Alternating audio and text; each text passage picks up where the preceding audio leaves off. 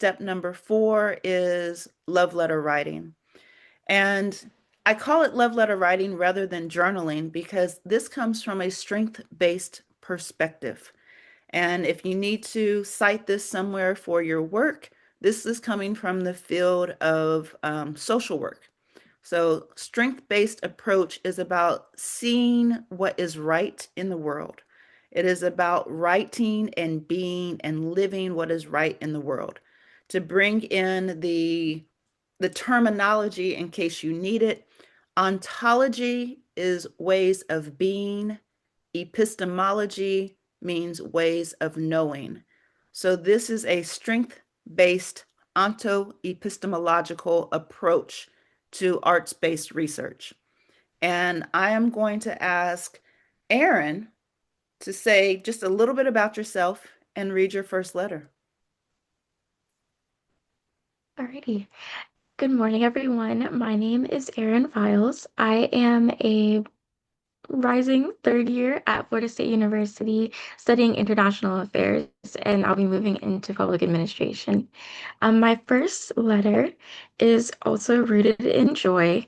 It is called Celebrate the Joy Makers in Our Homes.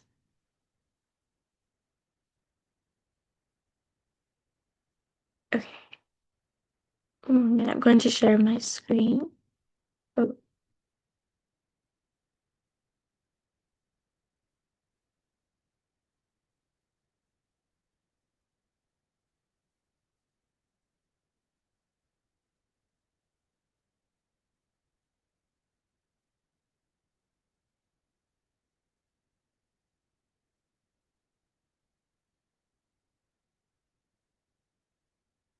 Celebrate the joy makers in our homes.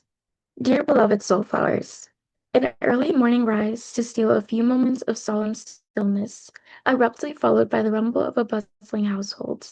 Countertops are sprinkled with crumbs, freshly pressed clothing thrown on in a hurry, loved packed lunchboxes grabbed after a brief hug or a tossed thank you. A woman sighs in her car, cherishing the fleeting moments of stillness before she must enter her place of work, to yet another chorus of tossed thank yous and requests. She wears the mask of smiling balance and order, yet she lives at the intersection of womanhood and blackness, a combination that fosters a dual identity, and with it, a thankless expectation to carry so much beyond the average view. Next time your mother or mentor shows up with baked goods or a specially pressed outfit, take the time to demonstrate excessive gratitude. If that person is you, offer more than fleeting moments to breathe. Honor your contributions with regular pauses. Inhale, exhale, inhale, exhale. You are more than your work. Thank you. With love, joy, and positivity, signed, Erin. Snap, snap. Thank you so very much. And this interactive piece, if you could stop sharing the screen okay, thank you. And with this interactive piece, since we have multiple love letters, if you're in the audience, please just write down your notes. You can throw it in the chat, wherever you want to put it, but we will be reading it when we're finished with this segment. So the way we do this, and I'm trying to bring in research and methodology so that everybody has tools that they can take with them from this webinar. What we are going to ask you to do is the 3CQ plus Q method. I did not develop this. This is an interactive tool by Dr. Jennifer Stewart Mitchell, if you need to cite her. But the 3CQ is give Eryn a compliment. That's your C. Provide Eryn with a connection, something that she said that connects to your lived experience. Make a comment. So we'll just do the 3C. You can pick any one of those 3Cs.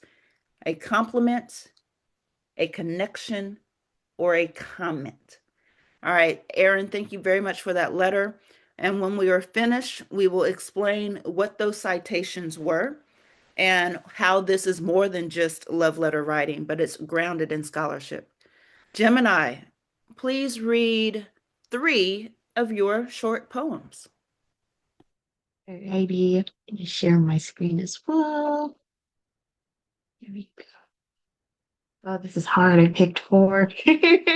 One's on the chopping block. Let me zoom in on it. Okay. So this one is titled Time. Dear beloved soulflower, the human body is a pendulum constantly moving. It creates a past when it swings forward to reach the future. The motion becomes repetition, learning to love and push through tribulation. And with time, passes on its wisdom. Then death does what we fear the most, stop what we know so well, motion, breath, and life. Yet it can never take away the fact that someone once lived. So when the pendulum stops, forever stagnant, we should not fear the still, but honor that it was once in motion. With unapologetic authenticity, Gemini Williamson. Okay, I Thank you. read. I'll read this one next. I'll scroll a little bit. Dear beloved soulflower, you have barely grown, yet you are full of pain, aching for a semblance of peace. You traverse a jagged line of masculinity, made to feel otherworldly, to deny this is where you ought to be. A grown man when you are just a boy, always a boy when you have grown into a man, taught to swallow the toxins of masculinity, made to feel the effects of its poison. Cry until it fills up the space. Little black boy, your feelings are not a disgrace. Let that hurt slowly be replaced. Let your light shine in its place. For your masculinity is not within your muscle or how much you can hustle. It is in your boyish charm, so never lose sight of who you truly are, with unapologetic authenticity. And I didn't read the title of this one, my bad. It's Little Black Boy. And then, this is so hard. I'll just read rest. Dear beloved soulflower, stop. Sit with intention. Often we're pushed to constantly produce. When was the last time you just existed? Let yourself be. We have become performers, products, and profits, constantly hustling and grinding so we don't become invaluable. But it does not have to be that way. Once again, stop. Sit with intention. Let yourself rest to rejuvenate. Listen when your lungs burn with the need to breathe and your hands twitch to craft a safe space for yourself. With unapologetic authenticity, Gemini Williamson. Now stop sharing my No, go screen. go ahead. Go ahead and give us. You're on a roll. Give us Oh, number four. number four. Yay! Okay, let me reshare. And then this is my last piece, self. Dear beloved soulflower, you embody the rose that grew from concrete. You are red with passion, with anger, with love. You are devoted to bettering the world because you care for the people on it. That's why you are enraged at its current state. You are green like the leaves that symbolize hope and life. Ever the hopeless romantic, you daydream about falling in love. Not just with someone you can call cheesy pet names, but with your career in the place you call home. But to be green is also the color of envy. As you try to bloom into womanhood, you sometimes feel a bit jealous of those who do it seemingly effortlessly. You also brandish thorns generated to protect you from harm. While the jagged protrusions may scare some who truly wish to love the true you, treasure them as much as your petals. Now your concrete base is shared with the garden of loved ones who nourish you down to the root. So stay evergreen as you blossom through the concrete that grounds you. With unapologetic authenticity, Gemini Williamson. Yes, ma'am. Yes, yes, yes, yes. Thank you so very much. All right, we're going to flop it back on over to Erin. Erin, please give us one of your extended love letters.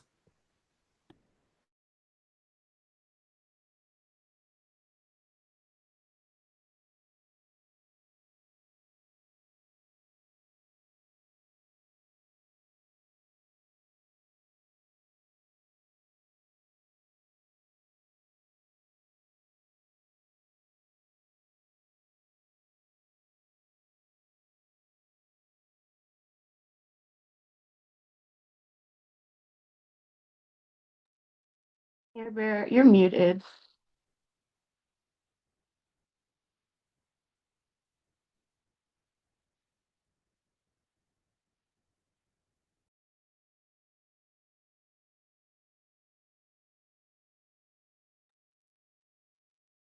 All right, my camera was off, my audio was off. If you're speaking, I can't hear you. Oh my goodness, I'm so sorry, y'all. Showing up fully as one's authentic self. Beloved Soulflowers. As I went through school, it almost seemed like there were categories for young Black ladies.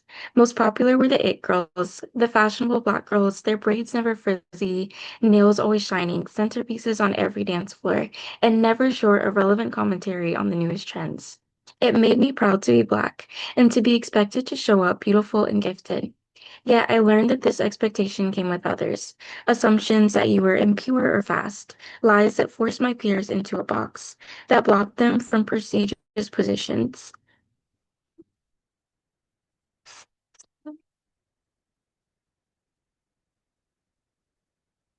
Um, from prestigious positions. No one should have to choose between the joy of entering womanhood with class and personal style and losing the potential of her childhood. With love, joy, and positivity, signed Erin. Thank you, thank you. Um, did you have one more that you wanted to bless us with? I do. I had several, but I'm gonna go with art this one. Okay. And when you get finished with this one, please share with the audience why you have citations on yours and why there were footnotes on Gemini's and how this tied into the Dear Beloved Soulflowers, and we'll talk about it more. Okay. I'm going to end with sacred positioning, based on the theme of our research. So, beloved soulflowers, Black women have always maintained ultimate power and control over their own lives. Often forgotten is the great influence we hold over our communities in the same way. Mothers, mentors, office leaders, faith leaders, organizers. Through our versatility, Black women are some of the most connected and skilled people in modern societies. If these networks are leveraged as pipelines for ideas, like initiating community gardens, implementing supply drives, and training the next generation to prioritize sustainability and morality, we can become the change we desire. No longer needing the systems of this world to finally deliver upon our requests for long awaited respect and support. It must be our decision to laugh at the naysayers, embrace our unique positioning, and amplify our voices as we continue to elevate ourselves, our families, and our communities. With love, joy, and positivity, Erin. And then the reason why there are citations with each of the love letters is that our love letters were intended to be a way to disseminate our research findings to a community that's not traditionally advertised to. And so when you have these research articles about wellness and about joy, about the struggles that individuals carry, very often they are generated and disseminated with vocabulary terms that aren't common to the average person and usually circulated within very restricted networks. And the research that we do is meant to uplift our communities. And so, as part of the Omni Institute, we want to make sure that we can share that research in whatever it is that we found in a way that's understandable. And so, these love letters translate well, the research and studies that I found into a way that into a readable method that's very attainable and understandable by the average person. And then attaching the citations encourages individuals to go back and read about each of the studies that backs up these love letters. And before I go to Gemini to talk about her notation system, and if you can just pull out like one of your references to see so they can see how this works in real time. Eryn, you read 3 pieces, Jim read 4 pieces, but can you tell the audience how they could see all 71 pieces? Yes. So last year, the Omni Institute launched our official website and an Instagram page. And so we are running a series right now that is Dear Beloved Soul Letters on Instagram. So if you follow our Omni Institute Instagram, which will be put in the chat along with our website address, you can follow our series and get to know our writers a little bit more. We have a team right now of 4 young ladies who have written letters, or sorry, 5 young ladies who have written letters, and you'll get to see them on a rotation throughout the next year.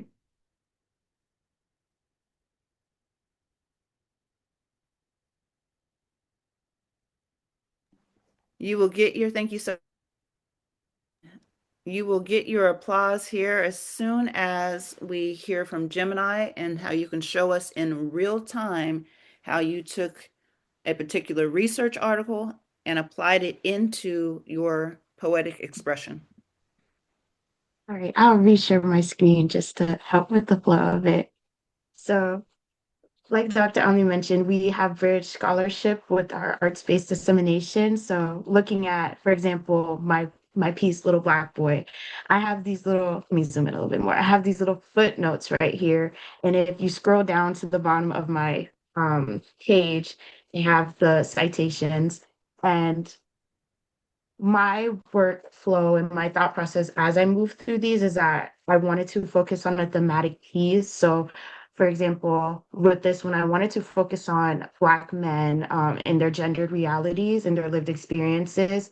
So I used FSU's open access library and looked for, I'm blinking on the word, open access articles.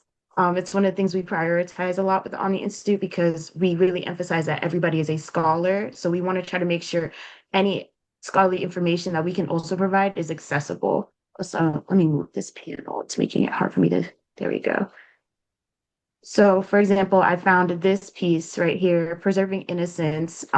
It is a truly a beautiful piece that talks about this almost paradox and this dichotomy that Black boys experience as they age. These are the scholars that created this piece. And it told two stories, one of a young Black boy. His name was Amir, I believe. His name was Amir, and it talked about how when he was a little boy, he went through what is called guilty until proven innocent, where he had a altercation or miscommunication with a white peer of his who did not want to share the toy with him. But instead of him being extended the same grace that the young white baby was given, he was automatically presumed to be the aggressor in the situation until his parent went to a parent teacher conference and saw the two interacting and noted how the white child was actually more aggressive than him.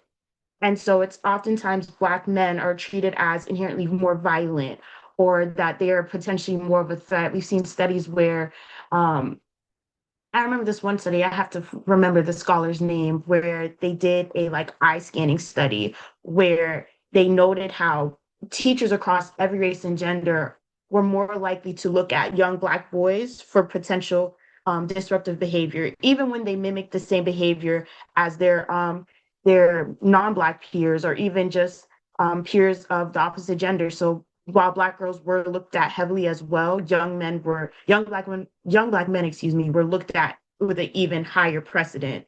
So that was one of the pieces in one of the stories that was in here. But then it also looked at a student named Dion who was struggling mentally with the burden and the labor of having to be almost like another caretaker for his brother and trying to balance being a caretaker and also going to school. And because of that, he kind of internalize a bit of a toxic masculinity we often see with young Black men, where they feel like the only emotion that they can express is aggression, ironically enough. And it talked about how it took maybe a few teachers, and I believe it was the assistant principal, to actually sit down and ask Dion, what's going on. And, once they had that fruitful conversation, Dion actually was able to then balance out, right, going to school while also being a caretaker in a sense. And I think it just speaks to how a lot of times going back to Amir, right, that guilty until proven innocent spectrum, right? The idea that young Black boys do not experience things like pain, sadness, frustration, all these other emotions, right? But simply only aggression. And therefore it creates this hypervigilance around them. So as I was reflecting on this piece, I really wanted to create a space where I can acknowledge that young Black men sit at this very painful, I guess, lived experience. And I wanted to encourage them to know that they are more than just anger and aggression, right? And this need to be hyper scrutinized or policed to such an extent. So that's my thought process and how I wanted to bridge that scholarship in. Thank you. Thank you for showing us in real time how this work plays out. Mhm. So, to our audience, first of all, let's clap it up for both Jim and Eryn. And to our audience members, this is now time for your 3CQ for both Gemini and Eryn. Please provide them with either a compliment, a connection, or a comment. Jovan had already put the 3CQ in the chat, so you can read it again if you forget. And Jovan, is there anything in the chat that we need to read so far? Not yet. No. Okay. All right. So while that is coming forward, I want to follow in their footsteps. What I'm going to share with you now, 4 years ago, I shared with London. And this piece was shortlisted. And because it was shortlisted, it had the visibility to go out to quite a few people. And it was the love letter to Black women. So I will go ahead and share my screen so that you could see photosynthesis, a green love letter to Black women. Imagine if every tree was a Black woman. To see her glory from root to crown, just imagine. Hey, sis, I see you over there. I see you waving to me. I receive your wave as we share this gentle breeze. Hey, sis, I see your reach.